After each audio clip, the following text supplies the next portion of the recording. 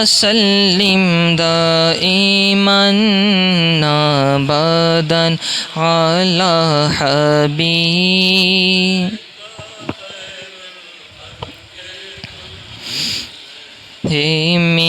مولاي صل وسلم دائما أبدا على حبيبك خير الخلق كلهم محمد سيد الكونين وثقلين محمد سيد الكونين وثقلين والفريقين من عرب ومن عجم مولاي صل أبدا على حبيبك خير الخلق كلهم ثم الرضا عن أبي بكر وعن عمر وعن علي وعن عثمان ذي الكرم مولاي صل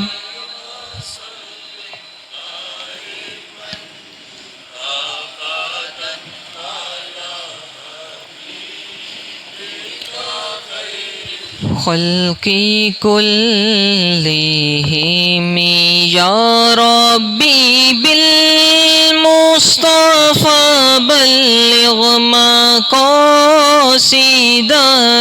يا ربي بالمصطفى بلغ مقاصدنا يا ربي بالمصطفى بلغ مقاصدنا واغفر لنا ما مضى يا واسع الكرم مولاي صل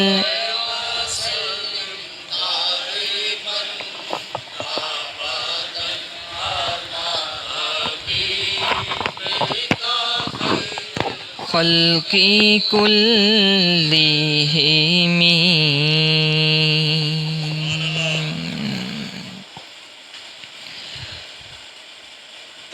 محافل شہادت امام حسین کی آج آخری محفل ہے اور آج امام پاک کی شہادت سے لے کر پھر واقعہ کربلا کے بعد کیا کیا ہوتا رہا، یزیدیوں نے کیسے کیسے ظلم کیے اہل بیت اطہار پر، اس تمام کے بارے میں سماعت کریں گے۔ کل ہم نے اہل بیت اطہار کے دیگر شہزادوں کی شہادتوں کے بارے میں سنا، کس طرح سیدنا قاسم، حضرت سیدنا عباس علمدار، حضرت سیدنا علی اکبر، حضرت علی اصغر، مولا علی کے دیگر شہزادے جو تھے، حضرت عبداللہ ابن علی، حضرت عمر ابن علی، ان تمام شہزادگان کی شہادتوں کے بارے میں تفصیل کے ساتھ سماعت کیا، اور جہاں سے کل چھوڑا تھا وہیں سے آغاز کرتے ہیں۔ حضرت سیدنا علی اصغر کی شہادت ہوئی۔ آپ کی والدہ کہہ رہی تھیں کہ علی اصغر کو لے جا کر یزیدیوں کے سامنے پیش کیجئے، کیونکہ ہو سکتا ہے کہ اس بچے پر کچھ رحم آ جائے۔ 3 دن سے کچھ کھایا پیا نہیں ہے بچے نے، ہو سکتا ہے بچے پر کچھ رحم آ جائے، بچے کو چھوڑ دیں، بچے کو پانی کچھ دے دیں، یہ کم از کم بچہ پیش کیجئے جا کے۔ امام حسین سیدنا علی اصغر کو لے کر پہنچے یزیدیوں کے سامنے۔ اور آپ نے ان یزیدیوں سے کہا یزیدیوں سنو، جتنے شہزاد گانے اہل بیت تھے تم نے سب کو شہید کر دیا۔ اب یہ چھوٹا معصوم بچہ ہے، چھوٹا سا بچہ ہے، پانی کی پیاس سے تڑپ رہا ہے، ماں کے پاس دودھ ختم ہو چکا ہے، کم از کم اس بچے کو ہی پانی دے دو۔ کسی نے تیر چلایا دور سے، سیدھا سیدنا علی اصغر کے گلے میں آ کے لگا، اور وہ تیر حضرت علی اصغر کے گلے سے آر پار ہو گیا۔ امام حسین نے اس طرح سیدنا علی اصغر کو اٹھایا تھا، تیر آر پار ہوا اور حضرت امام حسین رضی اللہ تعالیٰ عنہ کے بازو میں لگ گیا، امام حسین کے بازو میں لگ گیا۔ آپ نے وہ تیر کھینچ کے نکالا، تیر کھینچا تو حضرت سیدنا علی اصغر کے ننھے سے گلے سے خون کا فوارہ پھوٹ پڑا۔ آپ سیدنا علی اصغر کو لے کے آپ کی والدہ کے پاس گئے، کہنے لگے لو تم چاہتی تھی نا کہ اس بچے کو پانی مل جائے، اس بچے نے نانا جان کے ہاتھوں حوض کوثر پینے کا سفر شروع کر دیا ہے، نانا جان کی بارگاہ میں پہنچ چکا ہے۔ اب سب شہید ہو گئے، نہ حضرت علی اکبر ہیں نہ حضرت علی اصغر ہیں، حضرت عباس پہلے ہی شہید ہو چکے ہیں۔ اب امام حسین رضی اللہ تعالیٰ آپ کھڑے ہوتے ہیں، اور کھڑے ہونے کے بعد اپنا سامان کھولتے ہیں۔ اس سامان میں نبی پاک صلی اللہ علیہ وسلم کا امامہ شریف موجود تھا۔ حضرت علی اصغر وہ امامہ اٹھاتے ہیں اور امامہ اپنے سر پہ باندھتے ہیں۔ نانا جان کا امامہ ہے، نبی پاک صلی اللہ علیہ وسلم کا امامہ حضرت امام حسین سر پہ باندھ رہے ہیں۔ کیوں؟ کیونکہ اب امام حسین رضی اللہ تعالیٰ عنہ کے علاوہ اور کوئی نہیں بچا۔ مولا علی کی تلوار ذوالفقار ہاتھ میں لیتے ہیں، آپ لوہے کا جنگی لباس پہنتے ہیں، ڈھال لگاتے ہیں حضرت علی کی، اور لگانے کے بعد آپ نکلتے ہیں اپنے خیمے سے باہر۔ جیسے ہی باہر نکلنے لگتے ہیں، حضرت سیدنا امام زین العابدین رضی اللہ تعالیٰ عنہ 14 سال کی عمر ہے، اور بیماری کا عالم ہے، انتہائی بیماری کا عالم ہے کہ چلتے ہوئے بھی نکاہت محسوس ہو رہی ہے، چلتے ہوئے بھی ضعف محسوس ہو رہا ہے، چل نہیں پا رہے، سہارا لے کر چل رہے ہیں۔ آپ چلتے ہوئے آتے ہیں، کہتے ہیں بابا جان آپ کیوں جاتے ہیں، ابھی میں ہوں، مجھے موقع دیجیے، میں جاؤں گا۔ تو حضرت امام حسین رضی اللہ تعالیٰ عنہ کی آنکھوں میں آنسو آ جاتے ہیں۔ آپ کہتے ہیں زین العابدین، علی اکبر بھی چلے گئے، علی اصغر بھی چلے گئے، تجھے بھی بھیج دوں اگر تو پھر تیرے بعد میری اولاد کون چلائے گا؟ دنیا میں حسینی سیدوں کا سلسلہ پھر کس سے چلے گا؟ میری اولاد کیسے چلے گی پھر؟ مولا علی کا یہ فیض جو مجھے ملا ہے آگے کس کے ذریعے سے منتقل ہوگا اگر سب چلے گئے تو؟ اور پھر دوسری بات، اگر سب چلے جائیں گے تو ان پاک بیبیوں کی دیکھ بھال کون کرے گا؟ کیا ان سب کو یزیدیوں کے رحم و کرم پر چھوڑ جائیں؟ وہ تو درندے ہیں، ان کا کون محرم ہے؟ کون ان کا ساتھ دے گا؟ کون انہیں مدینہ منورہ تک لے کر جائے گا احتیاط اور خیال کے ساتھ؟ زین العابدین تم رک جاؤ، تم بیٹھ جاؤ اپنے بستر، تم ویسے ہی علیل و جنگ نہیں کر سکو گے۔ حضرت امام زین العابدین رضی اللہ تعالیٰ، آپ کہتے ہیں ابا حضور جانے تو دیجیے، آپ کہتے ہیں کہ نہیں بیٹا تم رک جاؤ، اب میں جاؤں گا۔ امام حسین رضی اللہ تعالیٰ خیمے سے باہر نکلتے ہیں، خیمے سے باہر قدم رکھنے سے پہلے واپس مڑ کے جاتے ہیں، سیدہ زینب سے کہتے ہیں بہن میرے بچوں کا خیال رکھنا،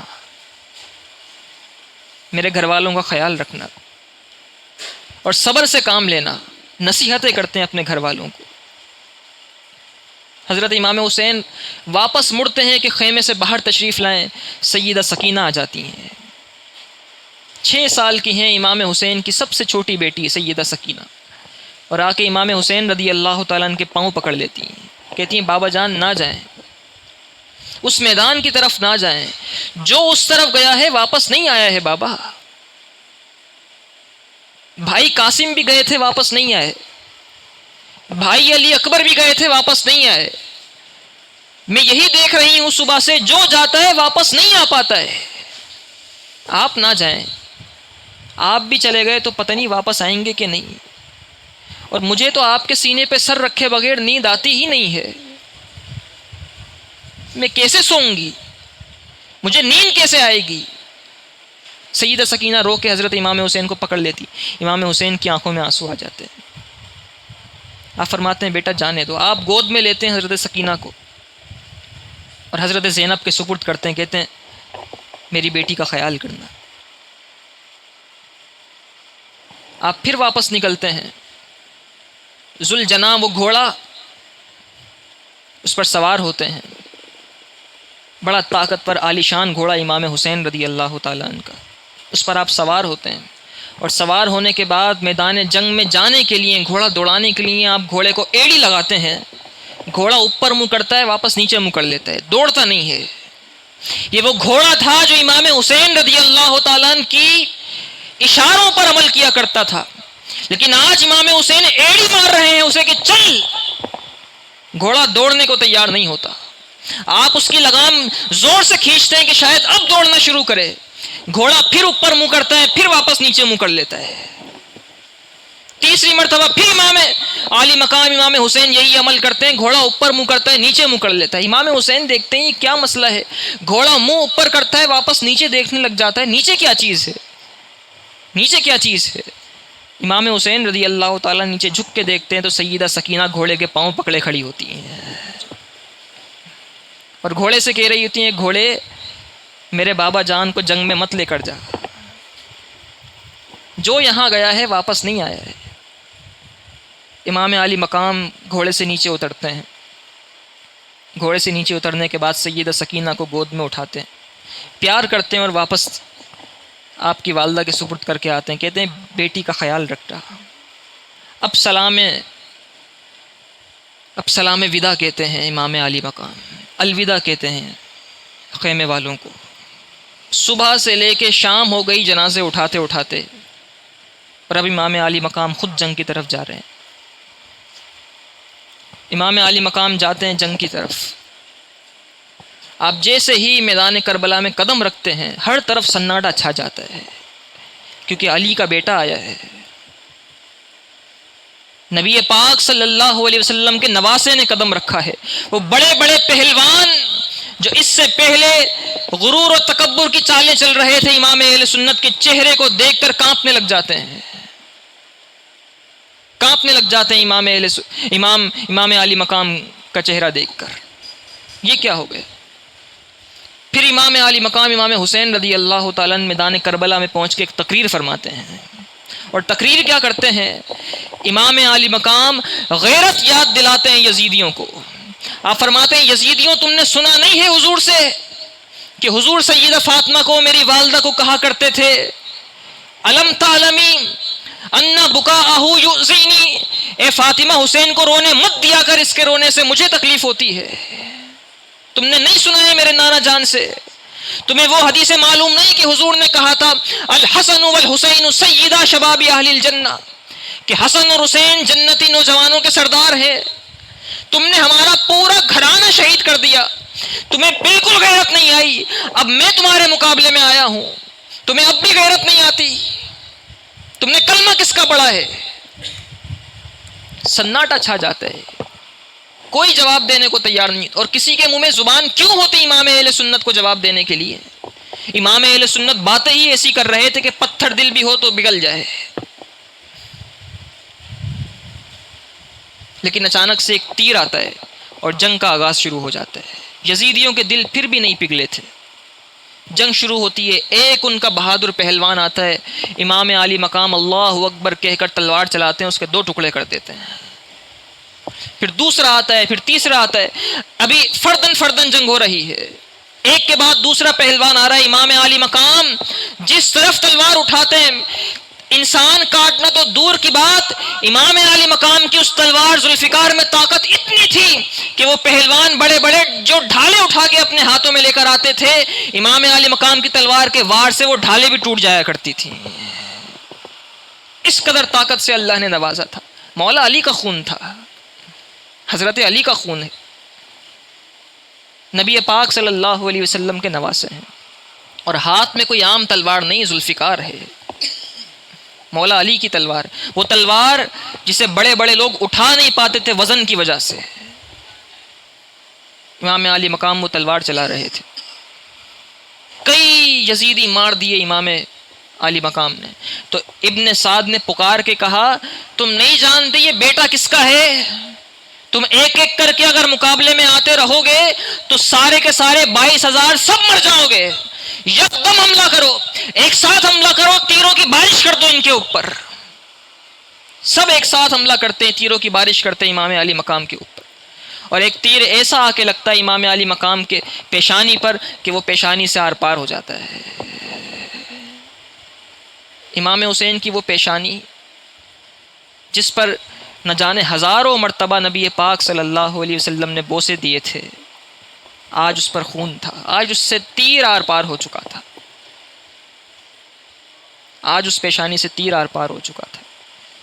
امام علی مقام کا گھوڑا زخمی ہو جاتا ہے، آپ گھوڑے سے نیچے تشریف لاتے ہیں، اور گھوڑے سے نیچے آنے کے بعد امام علی مقام کے سامنے شمر آتا ہے، شمر لعین جس نے امام علی مقام امام حسین کا سر شہید کیا تھا. وہ آتا ہے کہ آپ کے سر پہ حملہ کرے تو امام علی مقام فرماتے ہیں کہ ٹھہر جا، مجھے سجدہ کرنے دے، رب کی بارگاہ میں سجدہ کرنے دے. امام علی مقام سجدہ کرتے ہیں، اور سجدے میں پتہ ہے کیا کہتے ہیں؟ ہم نے تو صرف یہی سنا ہے نا کہ امام علی مقام کا سر سجدے میں ہوتا ہے اور آپ کا سر شہید کر دیا جاتا ہے. امام علی مقام امام حسین سجدے میں بات کیا کرتے ہیں رب ذوالجلال سے؟ وہ گفتگو کیا ہوتی ہے؟ وہ گفتگو یہ ہوتی ہے سجدے میں جا کے امام علی مقام عرض کرتے ہیں یا اللہ اب بتا کیا تو اب حسین سے راضی ہے؟ اب بتا کیا تو اب حسین سے راضی ہے؟ آپ یہ فرماتے ہیں غیب سے ندا آتی ہے یا ایتھا النفس المطمئنہ ارجعی الی ربک راضیۃ مرضیہ، اے نفس مطمئنہ تیرا رب تجھ سے راضی ہے، تو رب سے راضی ہے. آپ یہ کہتے ہیں اور شمر لعین آپ کا سر اقدس شہید کر دیتا ہے. عاشورہ کا وہ دن، 10 محرم کا وہ دن جو حضرت علی اکبر کی فجر کی اذان پہ شروع ہوا تھا، امام علی مقام امام حسین کے سجدے پر مکمل ہو جاتا ہے. یہ وہ دن ہے، دردناک دن. اور ہم نے تو واقعہ سنا دیا، آپ نے سن لیا، ہماری آنکھ سے تو آنسو کا ایک قطرہ نہیں بہا. اور جو ہم نے بیان کیا یہ وہ روایات ہیں جو علماء نے کتابوں میں لکھی ہیں، اور آج 1400 سال کے بعد بھی جب سنتے ہیں تو دل نرم ہو جاتے ہیں. لیکن امام زین العابدین فرمایا کرتے تھے، آپ فرماتے تھے خدا کی قسم امام زین العابدین وہ واحد مرد ہیں جنہوں نے پورا کربلا دیکھا ہے اپنی آنکھوں سے، اور جتنے حسینی سید ہیں سب کے سب امام زین العابدین رضی اللہ تعالیٰ عنہ کی اولاد سے ہیں. اور امام زین العابدین امام علی مقام امام حسین کے بیٹے ہیں. آپ فرمایا کرتے تھے خدا کی قسم اگر میں تمہیں وہ بیان کر دوں جو میں نے کربلا میں دیکھا ہے تم زندگی بھر مسکرانا چھوڑ دو گے، تم زندگی بھر مسکرانا چھوڑ دو گے. امام زین العابدین واقعہ کربلا کے بعد سے لے کر اپنی وفات تک امام زین العابدین نے کبھی ٹھنڈا پانی نہیں پیا تھا. آپ کو کوئی ٹھنڈا پانی پیش کرتا تو آپ تڑپ جایا کرتے تھے. آپ فرمایا کرتے تھے میرے بابا نے تو ٹھنڈا پانی نہیں پیا تھا، علی اکبر نے تو ٹھنڈا پانی نہیں پیا تھا، چچا عباس نے تو نہیں پیا تھا، بھائی قاسم نے نہیں پیا تھا، ارے علی اصغر بھی پیاسے ہی دنیا سے چلے گئے تھے، میں کس طرح ٹھنڈا پانی پی لوں؟ پوری زندگی امام زین العابدین رضی اللہ تعالیٰ نے پانی نہیں پیا ٹھنڈا. مقام صبر و رضا تھا، مقام صبر و رضا تھا. اور پھر اس کے بعد جو کچھ ہوتا رہا، اس کے بعد بھی یزیدیوں کے مظالم ختم نہیں ہوئے. اہل بیت اطہار کو شہید کرنے کے بعد اب صرف با پردہ خواتین رہ گئی تھیں خیموں کے اندر، اور یہ سارے جسد اہل بیت اطہار کے یہ میدان کربلا میں موجود تھے.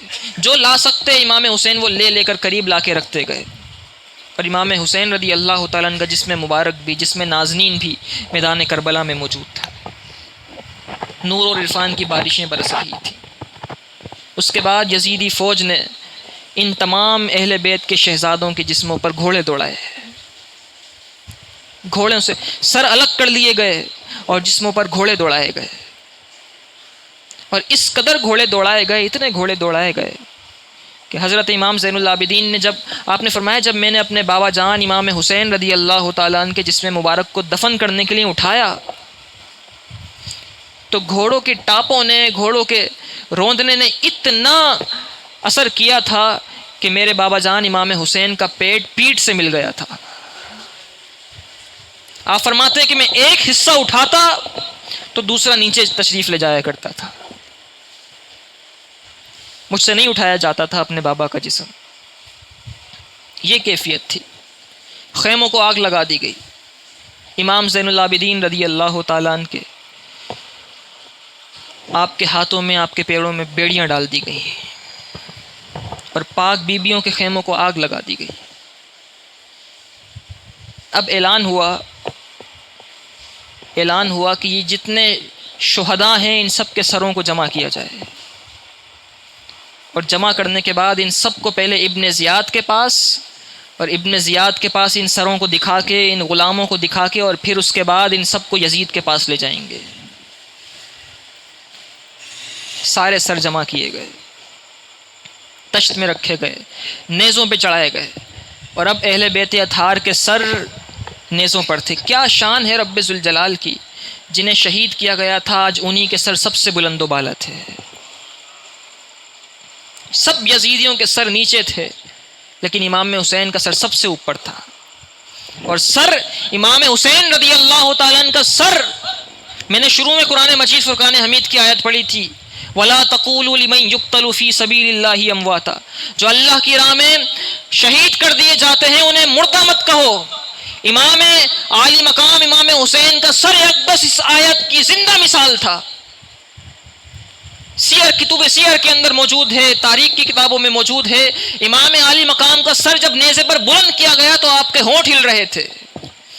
کسی نے نیچے کر کے سنا تو امام عالی مقام قرآن کی تلاوت فرما رہے تھے،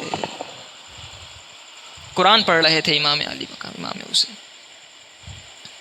قرآن پڑھ رہے تھے۔ قافلہ چلا، اور چلتے چلتے اس قافلے کا گزر ہوا، ابن زیاد کے دربار میں یہ قافلہ پہنچایا گیا۔ ابن زیاد کی بارگاہ میں امام عالی مقام امام حسین کا سر اقدس رکھا گیا، تو وہ بدبخت لعین امام عالی مقام امام حسین رضی اللہ تعالی، اس کے ہاتھ میں ایک چھڑی تھی، اور وہ چھڑی امام عالی مقام کے ہونٹوں پر لگاتا تھا۔ تو ابن زیاد کے دربار میں ایک صحابی رسول حضرت زید بن ارقم موجود تھے۔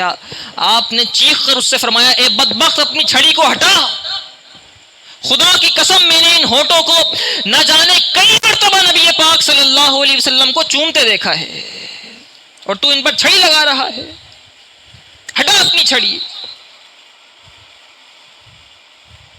وہ اپنی ڈر کے چھڑی پیچھے کر لیتا ہے۔ یہ قافلہ چلتا چلا جاتا ہے، ان تمام کے سر نیزوں پر ہیں۔ اہل بیت اطہار کی پاکیزہ بیبیوں نے چادریں اوڑھی ہوئی ہیں، امام زین العابدین بیڑیوں میں ہیں۔ رات ہو جاتی ہے، چلتے چلتے رات ہو جاتی ہے۔ رات میں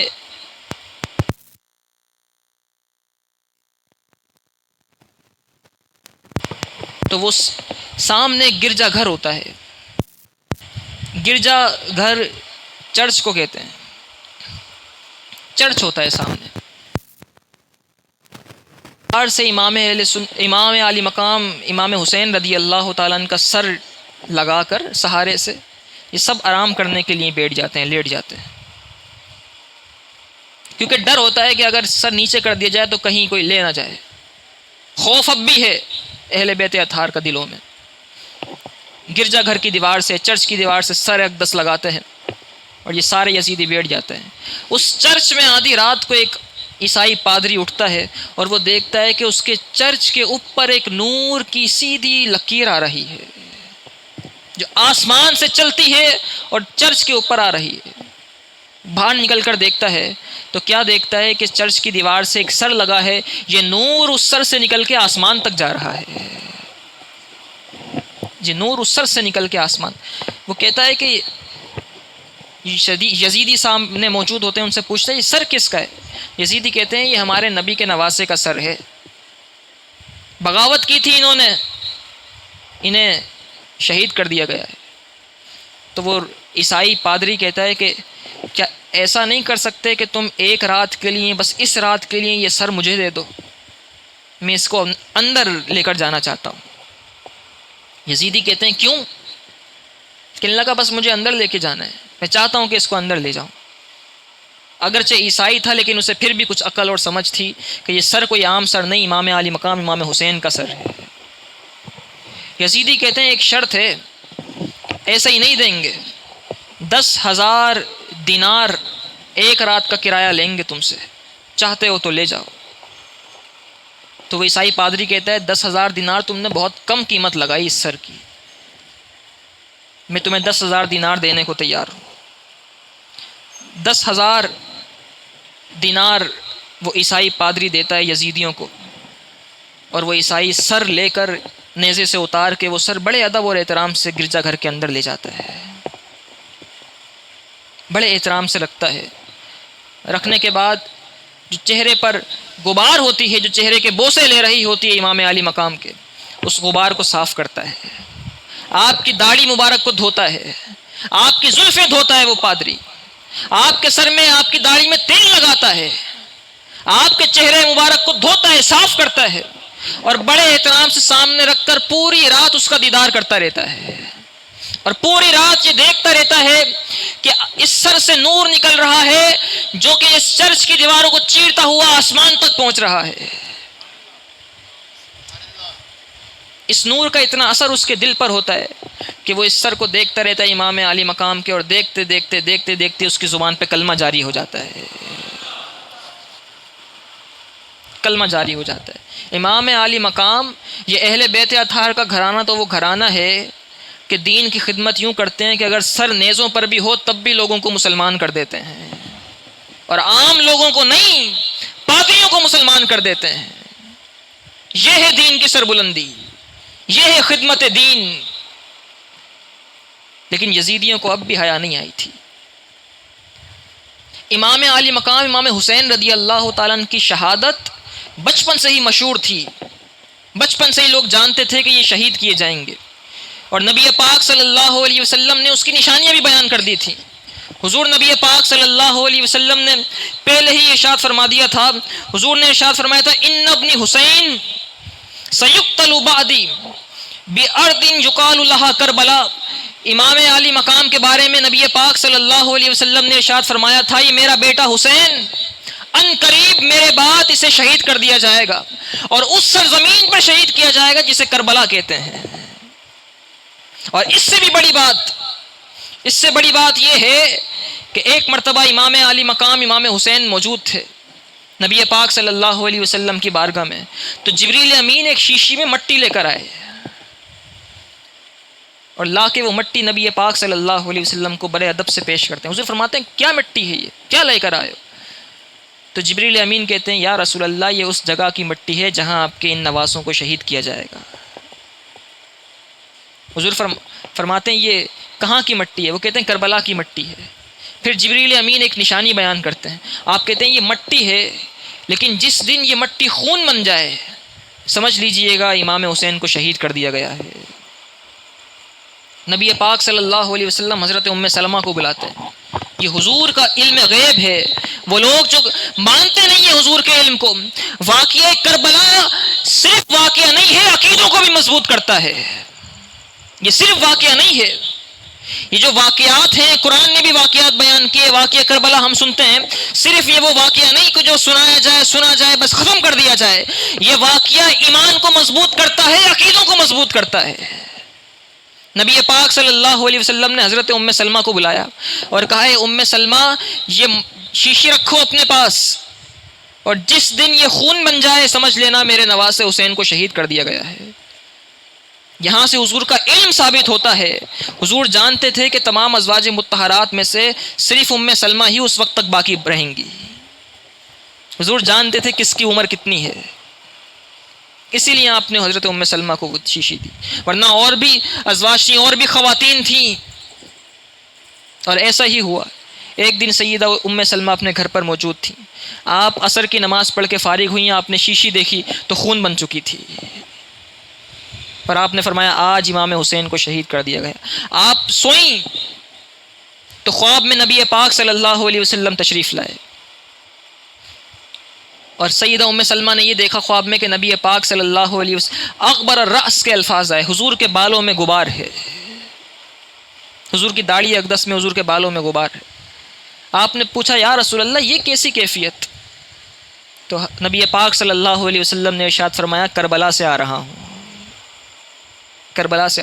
حضرت عبداللہ ابن عباس نے بھی خواب دیکھا اور آپ نے بھی اپنا خواب بیان کیا ہے امت سے. آپ نے فرمایا میں نے خواب میں یہ دیکھا کہ نبی پاک صلی اللہ علیہ وسلم تشریف لائے اور ان کے پاس ایک شیشی موجود ہے جس میں خون بھرا ہوا ہے، اور نبی پاک صلی اللہ علیہ وسلم نے جنگی لباس پہنا ہوا ہے، حضور کی داڑھی مبارک کے اندر حضور کی زلفوں میں غبار موجود ہے. میں نے عرض کی یا رسول اللہ یہ کیسی کیفیت ہے اور یہ ہاتھ میں آپ کے کیا ہے؟ تو نبی پاک صلی اللہ علیہ وسلم ارشاد فرماتے ہیں عبداللہ ابن عباس میدان کربلا سے آ رہا ہوں، یہ غبار وہیں کی ہے، اور یہ جو میرے ہاتھ میں دیکھ رہے ہو یہ سب میرے بچوں کا خون ہے. صبح سے یہ وقت ہو گیا ہے، میرا جو شہزادہ شہید ہوتا اس کا خون اس میں بھر لیا کرتا تھا، اس کا خون اس میں ڈال دیا کرتا تھا. اور تاریخ نگاروں نے لکھا، مورخین نے، سیرت نگاروں نے لکھا، کتب سیر کے اندر آیا کہ جس وقت امام علی مقام امام حسین کو شہید کیا گیا آسمان لال ہو گیا، آسمان سرخ ہو گیا، اور آسمان پر سرخی کے ساتھ ایک شعر لکھا ہوا آیا، اور عربی میں وہ شعر تھا. وہ شعر یہ تھا اترجو امتن قتلت حسینا شفاعت جدہ یوم الحساب. کیا وہ لوگ جو امام حسین اور ان کے رفقا کو شہید کر چکے ہیں کیا یہ سمجھتے ہیں کہ قیامت کے دن رسول اللہ ان کی شفاعت کریں گے؟ کیا یہ سمجھتے ہیں رسول اللہ قیامت کے دن ان کی شفاعت کریں گے؟ اور سیرت نگاروں نے لکھا کیفیت ایسی ہوئی کہ اس وقت کربلا کا جو پتھر اٹھایا جاتا نیچے سے خون کا فوارہ پھوٹ پڑتا تھا، شام اور دمشق کا جو پتھر اٹھایا جاتا فوارہ خون کا نکل پڑتا تھا. آسمان کے کنارے سرخ ہو چکے تھے اور یزیدی فوج جشن منا رہی تھی، یزید کی فوج جشن منا رہی تھی. یہ قافلہ چلتا رہا، چلتے چلتے یہ قافلہ دمشق پہنچ گیا. امام زین العابدین رضی اللہ تعالیٰ عنہ جب چل رہے تھے، اہل بیت اطہار کی نبی پاک صلی اللہ علیہ وسلم سے محبت دیکھیے.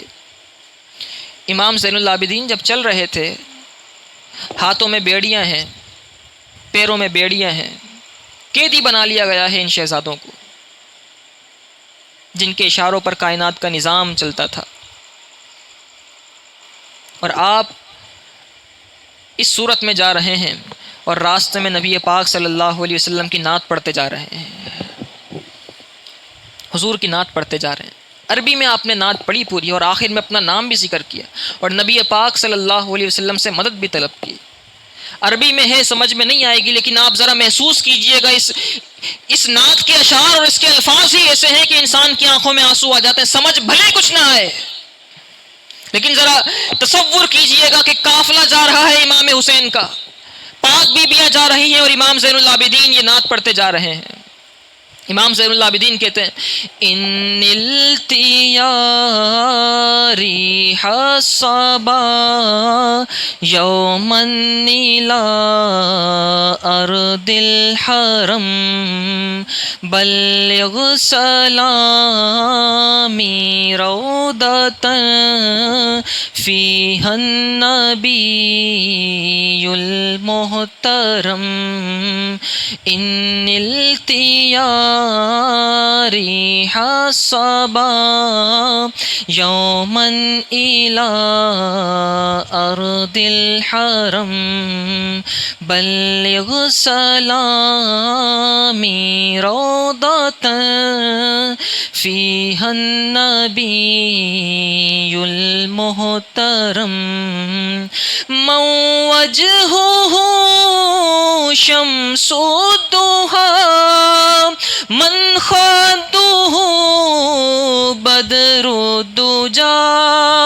من وجهه شمس الضحى من خده بدر الدجا من ذاته نور الهدى من كفه بحر الهمام إن التياري حسبا يوما إلى أرض الحرم بلغ سلامي روضة فيها النبي المحترم يا رحمة للعالمين أنت شفيع المذنبين يا رحمة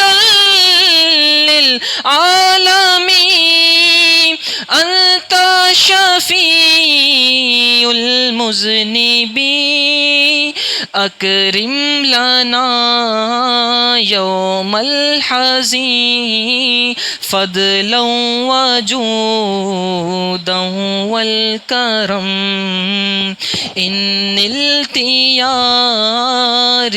حصبا يوما إلى أرض الحرم بلغ سلامي روضة فيها النبي المحترم. ابھی امام زین العابدین حضور کی بارگاہ میں عرض کرتے ہیں یا رسول اللہ ذرا زین العابدین کی خبر لیجئے. یا رحمت للعالمین ادرک لزین العابدین یا رحمت للعالمین ادرک لزین العابدین محبوسی اید الظالمین فی موکب والمزدحم ان التیاری حصبا یوما الى ارض الحرم بلغ سلامی روضة فيها النبي المحترم. یہ امام زین العابدین نعت پڑھتے ہوئے جا رہے تھے اور دمشق آ گیا. اب چلتے چلتے یزید نے اعلان کیا کہ دمشق کو سجایا جائے، میلہ لگایا جائے دمشق میں، کیونکہ باغیوں کے سر آ رہے ہیں، جشن منایا جائے گا جیت کا. یزید نے اعلان کیا، سجایا گیا پورے شہر کو، لیکن یہ نہیں بتایا گیا تھا آ کون رہا ہے. بس اتنا اعلان کیا گیا تھا، بس اتنا اعلان ہوا تھا کہ کچھ حکومت کے باغی تھے جنہیں قتل کر دیا گیا ہے، ان کے سر آ رہے ہیں. دمشق میں یہ قافلہ داخل ہوا تو ہر طرف میلے کا سماسا. حضرت سہل صحابی رسول ہیں، تجارت کرنے کے لیے آئے تھے، انہوں نے بھی یہ منظر دیکھا. جب یہ سر اور یہ قافلہ آیا اہل بیت اطہار کا دمشق میں داخل ہوا تو عورتیں ان سروں کو دیکھنے کے لیے اپنی چھتوں پہ چڑھ گئیں، ان بیبیوں کو دیکھنے کے لیے اپنی چھتوں پہ چڑھ گئیں. تو ایک بوڑھی خاتون جن کی کمر جھکی ہوئی تھی، انہوں نے جب اس قافلے کو دیکھا، ان قیدیوں کا قافلہ دیکھا، تو انہوں نے کسی شخص کو پانی دیا، چادریں دیں، کھانے کا کچھ سامان دیا، اور کچھ سامان دے کر اس نے کہا کہ جو قیدی جو آ رہے ہیں انہیں پانی پلا دینا، انہیں کھانا کھلا دینا، اور یہ جو عورتیں ہیں، خواتین، ان کی چادریں بڑی پرانی ہو گئی ہیں، پھٹ گئی ہیں، یوں لگتا ہے جسے بڑا ظلم ہوا ہے ان کی چادروں کے ساتھ، انہیں یہ چادریں جا کے پہنا دینا. اس شخص نے آ کے چادریں دے دیں امام زین العابدین کو کہ یہ بانٹ دیجیے. سیدہ زینب کے پاس سامان پہنچا تو سیدہ زینب نے پوچھا یہ سامان بھجوایا کس نے ہے؟ بتایا گیا کہ فلاں عورت نے سامان بھجوایا. آپ نے فرمایا اس عورت کو بلا کے لے آؤ، اس عورت کو بلا لو، وہ عورت ہے کون جس نے سامان بھجوایا ہے؟ اب وہ جس نے سامان بھجوایا تھا وہ عورت سیدہ زینب کی بارگاہ میں آ گئی. سیدہ زینب نے کہا ذرا یہ تو بتا کوفہ سے چلے ہیں، دمشق آ گیا ہے، کسی کو ہمارا خیال نہیں آیا، کسی نے پانی کی ایک بوند کو نہیں پوچھا، کسی نے ہمارے پردے کا نہیں پوچھا، ہماری چادروں کا نہیں پوچھا، کسی نے ہمارے کھانے کا نہیں پوچھا، تو ہے کون جس نے ہمارے لیے کھانا بھجوایا ہے؟ اس نے کہا میرا نام فدہ فاطمہ ہے۔ آپ نے نام سنا، آپ نے فرمایا اچھا تمہارا نام فدہ ہے، تم نے ہمارے ساتھ بڑا احسان کیا، اللہ تمہیں اس کی جزا عطا فرمائے گا، لیکن ہم اہل بیت ہیں، ہم پر کوئی احسان کر دے تو ہم اسے خالی ہاتھ نہیں چھوڑتے۔ یہ شان ہے، شان سخاوت ہے اہل بیت اطہار کی۔ کس قدر مظالم کے بعد آ رہے ہیں، لیکن کوئی احسان کر دے اگر تو محسن کو بلا رہے ہیں، احسان کرنے والے کو بلا رہے ہیں، آ جاؤ ذرا۔ آپ نے فرمایا اب تم کیا چاہتی ہو ہم سے، تم دیکھ لو ہمارے پاس کیا ہے ابھی، لیکن تم جو کہو گی تمہیں دے دیا جائے گا، جو مانگو گی دے دیا جائے گا۔ تم نے احسان کیا، تم نے ہمیں پانی پلایا ہے، تم نے ہمیں کھانا، ہمیں چادریں دی ہیں۔ تو وہ عورت کہتی ہے کہ میری اور تو کوئی تمنا نہیں، بس اتنی تمنا ہے کہ آپ کے سب کے چہرے بڑے جگمگاتے ہوئے ہیں، مجھے لگتا یہ ہے کہ آپ سب حضور کی بارگاہ میں اور رب کی بارگاہ میں بڑے مقبول ہیں، تو آپ سے ایک دعا کرانی ہے چھوٹی سی۔ آپ نے فرمایا بتاؤ کیا دعا ہے؟ جو دعا کراؤ گی قبول کروا دیں گے۔ سیدہ زینب سے وہ فدہ فاطمہ کہتی ہے بات یہ ہے، میرا نام فدہ ہے، ایک حبشیہ عورت ہوں، حبشہ کی عورت ہوں، اور پہلے مدینے میں رہا کرتی تھی، سیدہ طیبہ طاہرہ فاطمۃ الزہرا رضی اللہ تعالیٰ عنہ کی خادمہ ہوں میں۔ جب میں ان کے پاس رہتی تھی، خدمت کرتی تھی سیدہ فاطمۃ الزہرا کی، تو اس وقت سیدہ فاطمۃ الزہرا کے چھوٹے چھوٹے 3 بچے تھے، ایک کا نام تھا حسن، ایک کا حسین، اور ایک ان کی بڑی پیاری چھوٹی سی بیٹی تھی جس کا نام تھا زینب۔ یہ 3 بچے تھے، یہ میرے ساتھ رہا کرتے تھے، میں ان کو بہلاتی تھی۔ سیدہ فاطمۃ الزہرا کا وصال ہوا تو میں وہ چھوڑ کے دمشق آ گئی، مدینہ چھوڑ کے پھر میں دمشق آ گئی کہ اب تو سیدہ پاک رہی نہیں ہے، اب کس کی خادمہ بنوں گی۔ پھر اس کے بعد میرا جانا نہیں ہوا،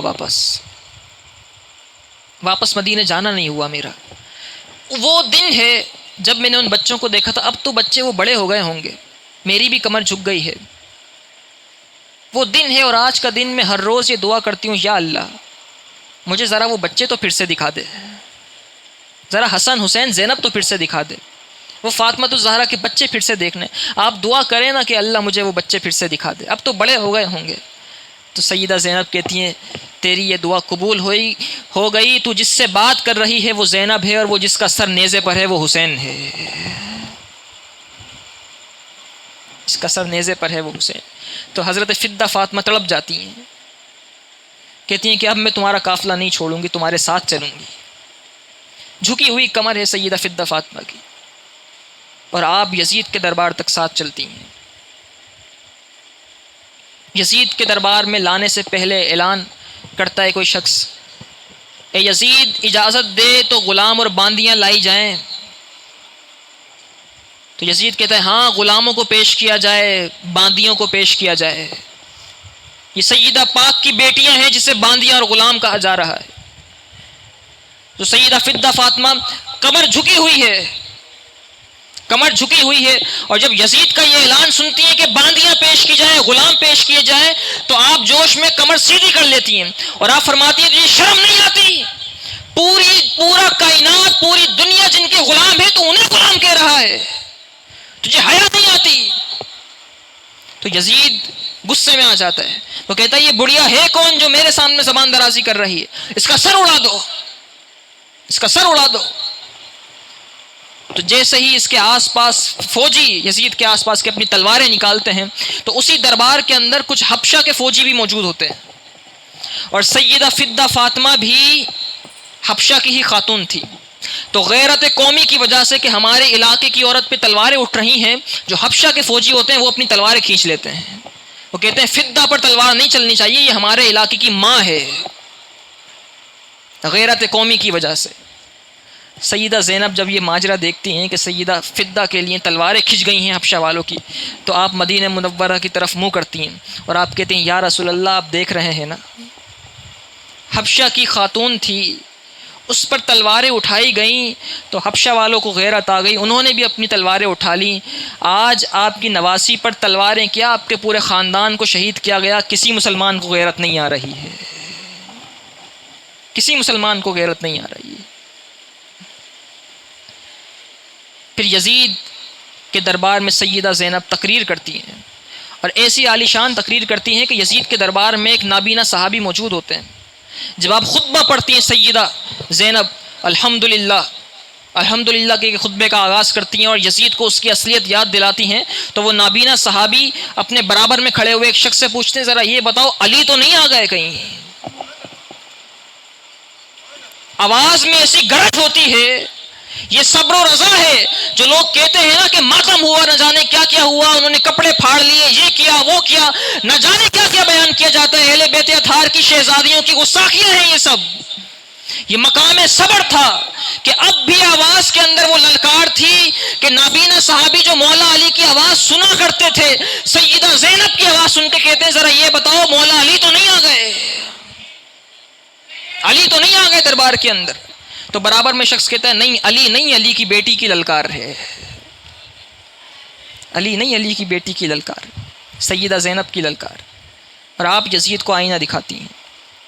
اور پھر یہ قافلہ، پھر وہاں سے اس کے بعد حضرت نعمان بن بشیر صحابی رسول ہیں، ان کے حوالے یہ قافلہ کیا جاتا ہے، اور پھر حضرت نعمان بن بشیر یہ قافلہ مدینہ منورہ لے کر جاتے ہیں۔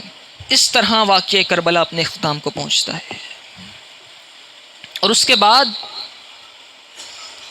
کے بعد جو ہوا، ابن سعد، شمر اور جتنے لوگوں نے، ابن زیاد، ان سب نے جنہوں نے شہید کیا تھا اور کسی نہ کسی طریقے سے کردار نبھایا تھا امام عالی مقام امام حسین کی شہادت کے اندر، ان سب کو اللہ تعالیٰ نے دنیا میں دردناک عذاب دیا، ان کی اولادوں میں بدبو ڈال دی گئی۔ قریب سے گزرتے تو لوگ سمجھ جایا کرتے تھے یہ اس فوجی کی اولاد ہے جو امام عالی مقام کے قتل میں شامل تھا، دور سے لوگ ان سے سمجھ جایا کرتے۔ اور پھر ان کے بعد جو عذاب دیا اللہ تعالیٰ نے ان لوگوں کو، ابن زیاد اس کے بعد ابن زیاد کے بعد مختار ثقفی نام کا ایک بادشاہ بنا، گورنر بنا، وہ اس کو طاقت حاصل ہوئی تو اس نے اعلان کیا کہ وہ سب لوگ جو امام عالی مقام امام حسین اور اہل بیت اطہار کی شہادتوں میں شریک تھے، جب تک میں ایک ایک کو چن کے نہ مار دوں چین سے نہیں بیٹھوں گا، اس لیے مجھے لسٹیں بنا کر دی جائیں کون کون شریک تھا۔ وہ 12,000 لوگ ان کے بتایا جائے، جو زندہ ہیں ان کا بتاؤ، جو مر گئے ان کا بھی بتاؤ۔ لسٹیں بنا کر مختار ثقفی کو پیش کی گئیں۔ اب مختار ثقفی نے بدلہ لینا شروع کیا۔ ابن زیاد کے بارے میں اس نے کہا کہ ابن زیاد کا سر اتار کے لے آؤ۔ ایک سپاہی گیا، ابن زیاد کھڑا تھا، پیچھے سے وار کیا، سر اتار دیا اس کا۔ ایسے ہی بہت سارے سر جمع کیے گئے۔ مختار ثقفی نے کہا ان سارے سروں کو ایک ساتھ جمع کر دیا جائے۔ سارے سروں کو ایک ساتھ جمع کیا، کتب سیر کے اندر موجود ہے۔ ان یزیدیوں کے سر ایک ساتھ رکھے گئے تو ایک سانپ آیا، وہ ہر سر کو سونگتا تھا، وہ سانپ ہر سر کو سونگتا تھا، اور سونگتے سونگتے جب وہ سانپ ابن زیاد کے سر کے پاس پہنچا تو اس کے منہ میں داخل ہو گیا اور اس کی ناک سے باہر نکلا، پھر دوبارہ منہ میں داخل ہوا، پھر ناک سے باہر نکلا، پھر منہ میں داخل ہوا، پھر ناک سے باہر نکلا، حتیٰ کہ اس نے اس کا پورا منہ پھاڑ کے رکھ دیا۔ یہ گستاخوں کا انجام تھا اہل بیت اطہار کے۔ ابن سعد کے ساتھ کیا کیا؟ مختار ثقفی نے اپنے ایک دوست کو کہا، اپنے گورنر کو کہا، کل دیکھنا میں اسے قتل کرواؤں گا جس کے قتل ہونے پر زمین بھی خوش ہوگی، آسمان بھی خوش ہوگا۔ تو اس کا دوست سمجھ گیا کہ یہ ابن سعد کی بات کر۔ اس نے جا کے ابن سعد کے بیٹے کو کہا اپنے ابا سے کہہ دو اپنی جان کی خیر منائیں، کہیں چلے جائیں ورنہ کل وہ قتل کر دیے جائیں گے۔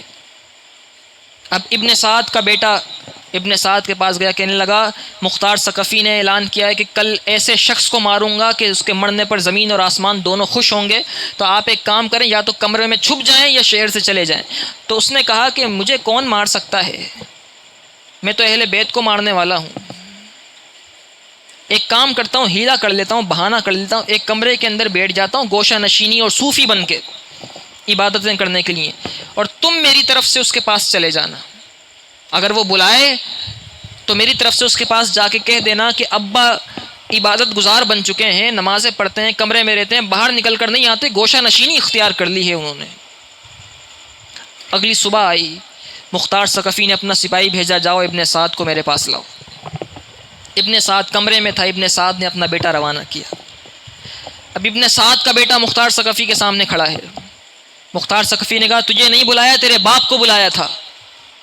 تو بیٹا کہتا ہے کہ میرا باپ گوشہ نشین ہو چکا ہے، عبادتیں کرتا ہے، نمازیں پڑھتا ہے، روزے رکھتا ہے، گھر سے باہر نہیں نکلتا اب۔ تو مختار ثقفی غصے میں آ جاتا ہے، وہ کہتا ہے کہ اب گھر سے باہر نہیں نکلتا، اب اس حکومت کی لالچ کہاں چلی گئی جس حکومت کے لیے اہل بیت کو شہید کیا تھا؟ جاؤ پکڑ کے یا تو ابن سعد کو لے کر آؤ یا اس کا سر میرے پاس لے کر آؤ۔ ابن سعد کا بیٹا کہتا ہے میں کیسے لا سکتا ہوں اپنے باپ کا سر؟ کہتا ہے تو نہیں لا سکتا، میرے سپاہی لے کر آئیں گے۔ سپاہی جاتے ہیں، اس کا سر لے کر آتے ہیں اور ایک کپڑے میں لپیٹ کے لا کے سر اس کے سامنے پھینکتے ہیں۔ اور ابن سعد اور مختار ثقفی کہتا ہے ابن سعد کے بیٹے کو ذرا یہ کپڑا کھول، اس میں ہے کیا؟ وہ کپڑا کھولتا ہے تو ابن سعد کا سر موجود ہوتا ہے۔ اس طرح کچھ لوگ ایسے ہوئے جو جل کے مر گئے، کچھ لوگوں کی شکلیں بدل گئیں، مختلف قسم کی کیڑوں کی بیماریوں میں مبتلا ہو گئے، جسم میں کیڑے پڑ گئے، لوگوں نے گھروں سے نکال کے باہر پھینک دیا۔ بلکہ کچھ ایسی بیماریوں کے اندر مبتلا ہوئے کہ لوگ ہاتھ نہیں لگاتے تھے، ڈنڈوں سے اپنے گھروں سے باہر نکال دیا کرتے تھے، اپنے محلوں سے باہر نکال دیا کرتے تھے۔ یہ سب امام عالی مقام امام حسین رضی اللہ تعالیٰ عنہ کے جو قاتلین تھے، ان کو شہید کرنے والے تھے، یہ ان کا حشر تھا جو ان کے ساتھ ہو رہا تھا۔ اور اس کے علاوہ بہت ساروں کو زندہ جلایا گیا، کئی لوگوں کے ناک اور کان اور ہاتھ پیر کاٹ کے انہیں تڑپنے کے لیے چھوڑ دیا گیا کہ تڑپ تڑپ کے مر جاؤ۔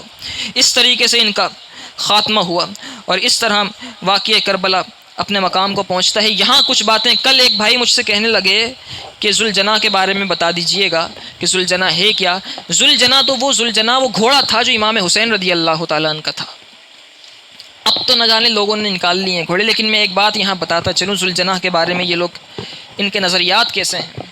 ان کا نظریہ یہ ہے، اور شاید آپ نے بھی سنا ہوگا مجھ سے زیادہ ہی، کیونکہ یہاں تو پرانی سکھر کا ماتم ویسے ہی مشہور ہے۔ ان کا نظریہ یہ ہے کہ اگر بچوں کے قد چھوٹے ہوں تو ذوالجناح کے نیچے سے گزار دو، ان کے قد لمبے ہو جائیں گے، ہے کہ نہیں؟ بچیوں کی چادریں اس گھوڑے پہ لا کے رکھ دو، ان کی شادیاں اچھی جگہوں پر ہو جائیں گی۔ بلکہ عورتیں لا کے رکھتی بھی ہیں اپنی چادریں کہ اس پہ رکھیں گے، کچھ دیر کے بعد اتار لیں گے۔ بچیوں کو ان کے نیچے سے گزار دو، ان کے نصیب اچھے ہو جائیں گے، بخشش ہو جائے گی، مغفرت ہو جائے گی، نہ جانے کیا کیا اپنے پاس سے من گھڑت روایات بنا کے رکھی ہے۔ میں ایک سوال کرتا ہوں، صدیق اکبر رضی اللہ تعالیٰ عنہ کو گالیاں دینے والے یہ لوگ، یہ ان کا عقیدہ یہ ہے کہ اگر ذوالجناح کے نیچے سے کوئی گزر جائے تو اس کی بخشش ہو جاتی ہے۔ وہ ذوالجناح ہے بھی نہیں بلکہ اس گھوڑے کی شبیہ بنائی ہے، اور پتہ نہیں شبیہ ہے بھی کہ نہیں، کیونکہ تم نے تو وہ گھوڑا دیکھا ہی نہیں، اور اس کی گھوڑے کی شان کے لائق گھوڑا دنیا میں موجود ہی نہیں ہے۔ جو تم نے بنایا ہے یہ تو اس کی نقل ہے، توہین ہے۔ وہ بے مثال گھوڑا تھا، تم نے اس کی مثالیں بنا دی۔ بے مثال چیز کی مثال بنا دی جائے تو یہ اس کی توہین ہوتی ہے، بے مثال چیز کی مثال بنا دی جائے تو توہین ہوتی ہے۔ تو اس گھوڑے کی، وہ گھوڑا جو بے مثال تھا اس کی مثالیں بنا دی گئیں، اور تمہارا یہ عقیدہ کہ اس کے نیچے سے کوئی گزر جائے تو بخشش اور مغفرت ہو جاتی ہے۔ یہاں یہ عقیدہ ہے کہ نیچے سے گزرنے سے بخشش ہو رہی ہے، وہاں صدیق اکبر کو گالیاں دیتے ہو، جہنمی نعوذ باللہ من ذالک، نہ جانے کیا کیا کہتے ہو۔ صدیق اکبر کی شان یہ ہے کہ حضور کو کاندھوں پر سوار کر کے غار ثور تک لے کے گئے تھے۔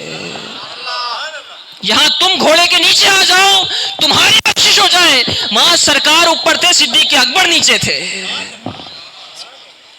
یہ ہے اصل شان، یہ ہے اصل چیز۔ اور ان کا ایک اور نظریہ ہے، یہ کہتے ہیں کہ امام حسین رضی اللہ تعالیٰ عنہ کے مزار شریف کے 40 میل کے احاطے سے اگر کوئی چلا جائے، گزر جائے تو اس کی بخشش ہو جاتی ہے۔ یہ ان کا عقیدہ ہے کہ 40 میل کے فاصلے سے کوئی گزر جائے تو اس کی بخشش، سنا بھی ہوگا آپ نے، زوار بن جاتے ہیں، چلے جاتے ہیں۔ اگر کوئی 40، یہ تو تمہارا عقیدہ ہے نا کہ 40 میل کے فاصلے سے کوئی گزر جائے تو اس کی بخشش ہو جاتی ہے۔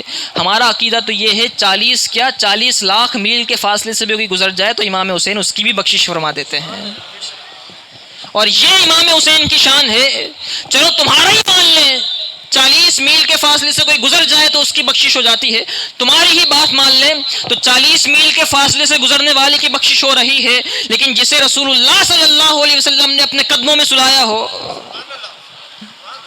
دائیں جانب صدیق اکبر ہیں، بائیں جانب عمر فاروق ہیں، ان کی بخشش اور مغفرت کا عالم کیا ہوگا، ان کے مقام کا عالم کیا ہوگا. اور سیدنا مولا علی کرم اللہ تعالی وجہہ الکریم خود فرماتے ہیں، جو مجھے شیخین کریمین یعنی صدیق اکبر اور عمر فاروق پر ترجیح دے، مجھے فضیلت دے ان کے اوپر، میں اسے 80 کوڑے ماروں گا، 80 کوڑے ماروں گا. اور کوڑا بھی کوئی عام نہیں، مولا علی کا کوڑا ہوگا. یہ جو کہتے ہیں نا علی دا پہلا نمبر، دمادم مست کلندر علی دا پہلا نمبر، علی دا پہلا نمبر، یہ ان کا عقیدہ ہے. ہمارا عقیدہ ہے صدیق اکبر کا پہلا نمبر، سیدنا عمر فاروق کا دوسرا نمبر، سیدنا عثمان غنی کا تیسرا نمبر، مولا کائنات شیر خدا کا چوتھا نمبر. اور یہی ترتیب ہے اہل سنت کی، اور اس طرح بیان کیا جاتا ہے کربلا. یہ ہے. اور بعض لوگ سوچتے ہیں کہ کربلا بیان کرنے کا مقصد صرف یہی ہے کہ رونا کیا جائے، رونا دھونا کیا جائے، کپڑے پھاڑ لیے جائیں، ماتم کیا جائے، چہروں پر تماچے مارے جائیں، ٹوپیاں پھینک دی جائیں، امامیں گر جائیں، نہ جانے کیا کیا کیا جائے. کربلا بیان کرنے کا مقصد یہ نہیں ہے. کربلا بیان کرنے کا مقصد یہ ہے کہ دلوں کے اندر وہ تڑپ پیدا ہو کہ آج بھی اگر کوئی یزید بن جائے تو اس کے مقابل امام عالی مقام کا فیض پا کے کسی نہ کسی کو امام حسین کا کردار ادا کرنا ضروری ہے. اور اگر میں دو لفظوں میں بیان کروں پورا واقعہ کربلا، اور اس 2 لفظوں کو بیان کرنے سے پہلے ایک واقعہ سن لیں، مزید اچھی طرح سمجھ میں آ جائے گا، مزید اچھی طرح سمجھ میں آ جائے گا. سیدہ زینب، آپ کی عمر زیادہ تھی، سیدہ سکینہ کی عمر 6 سال تھی، آپ کی عمر 6 سال تھی سیدہ سکینہ کی. اور جب یہ قافلہ جا رہا تھا دمشق کی طرف کوفہ سے ہوتا ہوا، تو اہل بیت اطہار کی خواتین ساتھ تھیں، اور امام حسین اور دیگر شہداء کے سر تھے وہ ان کے ساتھ ہی ساتھ نیزوں پہ لیے ہوئے یہ لوگ جا رہے تھے. تو لوگ اپنی چھتوں پہ چڑھ کے ان سروں کی زیارت کیا کرتے تھے، اور جب چھتوں پہ چڑھ کے ان سروں کو دیکھتے تھے تو ان کی نظر ان باپردہ خواتین پر بھی پڑتی تھی. تو سیدہ سکینہ 6 سال کی، آپ نے ایک یزیدی کو بلایا اور کہا ایک بات سنو، ادھر آؤ، میرے بابا جان کا سر سب سے آگے لے جاؤ، میرے بھائیوں کے سر سب سے آگے لے جاؤ. کیوں؟ اس نے پوچھا کیوں، کیا وجہ ہے؟ کہنے لگی وجہ یہ ہے کہ لوگ زیارت ان کی کرتے نظر ہم پہ بھی پڑ جاتی ہے، زیارت ان کی کرتے نظر، تو میں نہیں چاہتی کہ کسی کی نظر ہم پر پڑے، ہم فاطمہ الزہرا کی بیٹیاں ہیں. تو کربلا کا درس اگر 2 لفظوں میں بیان کیا جائے تو یہ ہے کہ مردوں نے صبر اور حق نہیں چھوڑا تھا، عورتوں نے پردہ اور حیا نہیں چھوڑی تھی. مردوں نے حق اور صبر نہیں چھوڑا تھا، عورتوں نے پردہ اور حیا نہیں چھوڑی تھی. تو امام حسین کے ماننے والوں کو بھی چاہیے کہ حیا کا دامن پکڑ لیں. بے حیائی بہت ہو چکی ہے، حیا کا دامن تھام کے رکھیں. یہی درس کربلا ہے. اور عبادت کو نہ چھوڑیں. امام علی مقام نے میدان کربلا میں حالت جنگ میں فجر پڑھائی اور طویل تلاوت کی، کل آپ نے سنا، اور ایسی تلاوت کی کہ پورا میدان کربلا گونجتا تھا. ظہر پڑھی آپ نے، اور عصر کی نماز کے وقت آپ کا وصال ہو گیا، آپ کی شہادت ہو گئی. آپ کے سر اقدس کی تدفین کے بارے میں اختلاف ہے. بعض لوگوں نے کچھ کہا ہے، بعض لوگوں نے کچھ لکھا ہے. بعض نے کہا ملک شام میں آپ کے سر مبارک کو دفن کیا گیا، بعض نے کہا کہ عراق میں سر اقدس کو دفن کیا گیا. بعض لوگوں نے، لیکن مشہور یہ ہے قول ایک، وہ یہ ہے کہ جب یہ پاک بیبیاں ان کا قافلہ مدینہ منورہ بھیجا گیا تو امام علی مقام امام حسین کا سر بھی ساتھ بھیجا گیا، اور حضرت امام حسین رضی اللہ تعالیٰ عنہ کا سر مبارک سیدہ فاطمہ الزہرا رضی اللہ تعالیٰ عنہ کے قدموں میں جنت البقیع میں دفن کیا گیا. بہرحال مختلف روایات ہیں. شام کے بارے میں بھی مشہور ہے. میں نے وہ تمام مقامات الحمدللہ وہ تمام مقامات دیکھے. میں کربلا میں بھی رہا، نجف میں بھی رہا، کوفہ میں بھی رہا، بغداد معلیٰ میں بھی رہا. وہ سب مقامات دیکھے، وہ سب جگہ دیکھی، اور کئی دن رہا وہاں پہ، پڑھتا بھی رہا وہاں پہ. لیکن ایک بات جو مجھے سمجھ میں آئی ہے وہ بات یہ ہے کہ آج کل کی جو مروجہ محرم الحرام منانے کا طریقہ ہم نے نکال لیا ہے، یہ طریقہ محرم منانے کا ہے نہیں. محرم الحرام منانے کا طریقہ یہ ہے کہ 9 اور 10 کا روزہ رکھا جائے، قرآن مجید کی تلاوت کی جائے۔ امام حسین تو نیزے پر بھی قرآن کی تلاوت کر رہے تھے، قرآن کی تلاوت کی جائے۔ کتنے لوگ ہیں جنہوں نے سبیلیں لگائی ہوں گی، ذرا ان سے پوچھا جائے کہ کیا تم نے 1 محرم سے لے کر 10 محرم تک ایک قرآن مکمل پڑھ لیا؟ اگر پڑھ لیا تو پھر تمہارا پانی پلانا بھی بہت اچھا، اور صرف انہی دنوں میں کیوں، پورے سال پانی پلاؤ پھر تو، اگر قرآن نہیں پڑھا ہے۔ اور ذرا یہ بھی پوچھا جائے جو تم پانی پلا رہے ہو، پانی پلانا فرض نہیں ہے، فرض ہے فجر کی نماز پڑھنا۔ جو پانی پلاتا ہو باہر اور فجر کی نماز میں نہ آئے تو یہ مت سمجھنا کہ امام عالی مقام امام حسین اس سے خوش ہیں۔ امام عالی مقام تو فرمائیں گے فجر کی نماز میری نہیں چھوٹی، تیری کیسے چھوٹ رہی ہے؟ فجر تو میں خود پڑھاتا رہا، تیری کیوں چھوٹ رہی ہے نمازیں؟ تو یہ درس کربلا ہے۔ درس کربلا یہ ہے، حیا نہ چھوٹے، پردہ نہ چھوٹے، صبر نہ چھوٹے، حق کا دامن نہ چھوٹے، عبادتیں نہ چھوٹیں، اہل بیت اطہار کا دامن نہ چھوٹے، صحابہ کرام علیہم الرضوان کا دامن نہ چھوٹے۔ نبی پاک صلی اللہ علیہ وسلم نے دونوں طرح کی احادیث بیان فرمائی۔ حضور نے فرمایا اہل بیتی کا سفینۃ نوح، فمن رکبھا نجا ومن تخلف عنہا ہلک۔ حضور نے فرمایا میرے اہل بیت، میرے گھر والے، میرے اہل بیت نوح علیہ السلام کی کشتی کی طرح ہیں، جو ان میں سوار ہو گیا نجات پا گیا، جو ان سے جدا ہو گیا ہلاک ہو گیا۔ تو اہل بیت اطہار کا دامن تھام کے رکھیں۔ اور پھر اس کے بعد حضور نے ایک اور بھی حدیث فرمائی۔ حضور نے فرمایا اصحابی کالنجوم فبأیہم اقتدیتم اہتدیتم۔ حضور نے فرمایا یہ تو اہل بیت کی شان ہے نا کہ وہ کشتی ہیں، جو اس میں سوار ہو جائے، ان کے ساتھ جڑ جائے، مل جائے، وہ نجات پا جائے، جو ان سے جدا ہو جائے ہلاک ہو جائے۔ لیکن سنو صحابہ کی شان یہ ہے کہ میرے صحابہ ستاروں کی طرح ہیں۔ فبأیہم اقتدیتم اہتدیتم، ان میں سے جس کسی کی بھی پیروی کرو گے نجات پا جاؤ گے۔ امام اہل سنت اعلیٰ حضرت نے ان دونوں حدیثوں میں بڑی پیاری تطبیق فرمائی ہے۔ اعلیٰ حضرت نے لکھا ہے کہ اہل بیت اطہار ہیں ناؤ کی طرح، کشتی کی طرح، لیکن جب کشتی سمندر میں چلتی ہے تو کشتی چلانے والے راستہ دیکھنے کے لیے ستاروں کی مدد حاصل کرتے ہیں۔ اگر کشتی میں سوار ہو جائے، ستاروں کو نہ دیکھا جائے، تب بھی راستہ نہیں ملے گا، اور اگر صرف ستاروں کو دیکھتے رہا جائے، سمندر میں کشتی موجود نہ ہو، تب بھی مر جائے گا۔ لہٰذا کشتی میں بھی سوار ہونا ہے اہل بیت اطہار کی، اور صحابہ کرام علیہم الرضوان کے ذریعے ہدایت بھی پانی ہے، یہ ہے۔ اور آخر میں اس واقعہ کربلا کے اختتام پر علامہ حسن رضا خان صاحب رحمۃ اللہ تعالیٰ علیہ کا وہ مشہور و معروف کلام جو آپ نے شہیدان کربلا کی شان میں لکھا، وہ سناتے ہیں، اور اس کے بعد پھر دعائے خیر ہوگی۔ آپ حضرات کم از کم اہل بیت کا لفظ تو ساتھ مل کر کہیے گا، بار بار اس کلام میں اہل بیت کا لفظ آتا ہے۔ حسن رضا خان صاحب فرماتے ہیں باغ جنت کے ہیں بہرے مدح خانے اہل بیت، تم کو مژدہ نار کا اے دشمنان اہل بیت، تم کو مژدہ نار کا اے دشمنان اہل بیت، کس زباں سے ہو بیان عز و شان اہل بیت، کس زباں سے ہو بیان عز و شان اہل بیت، مدح گوئے مصطفیٰ ہے مدح خانے اہل بیت، تم کو مژدہ نار کا اے دشمنان اہل بیت، تم کو مژدہ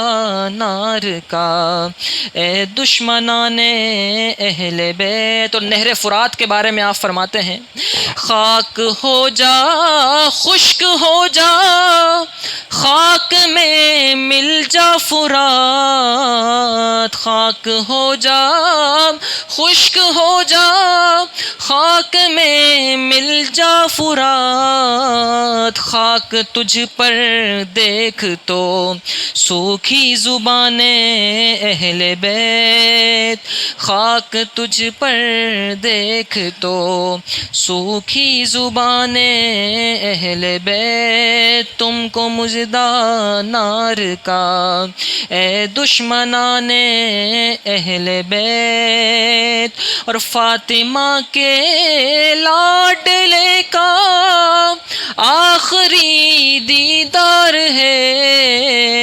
امام حسین جا رہے ہیں اب اپنے خیمے سے نکل کے جنگ کرنے کے لیے، فاطمہ کے لاڈلے کا آخری دیدار ہے، حشر کا ہنگامہ برپا ہے میان اہل بیت، حشر کا ہنگامہ برپا درمیان اہل بیت، تم کو مژدہ نار کا اے دشمنان اہل بیت، باغ جنت کے ہیں بہرے مدح خانے اہل بیت، اور اہل بیت پاک سے بے باکیاں گستاخیاں، اہل بیت پاک سے بے باکیاں گستاخیاں، لعنت اللہ علیکم دشمنان اہل بیت، مل کر کہیں لعنت اللہ علیکم دشمنان اہل بیت، لعنت اللہ علیکم دشمنان اہل بیت، اپنا سودا بیچ کر بازار سونا کر گئے، اپنا سودا بیچ کر بازار سونا کر گئے، کون سی بستی بسائی تاجران اہل بیت، کون سی بستی بسائی تاجران اہل بیت، باغ جنت کے ہیں بہرے مدح خانے اہل بیت، اور بے ادب گستاخ فرقے کو سنا دے اے حسن،